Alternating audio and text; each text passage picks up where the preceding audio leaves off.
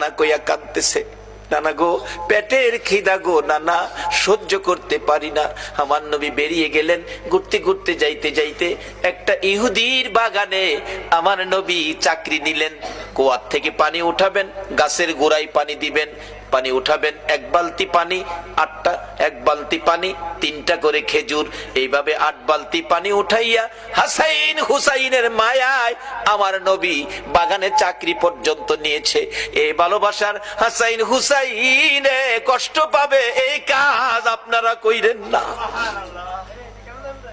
আমার নবী 8 বালতি পানি উঠাইয়া 9 বালতি পানি বোরাইয়া টান দিলে রশি ছিঁড়ে বালতি কুয়ার ভিতরে পড়ে গেছে।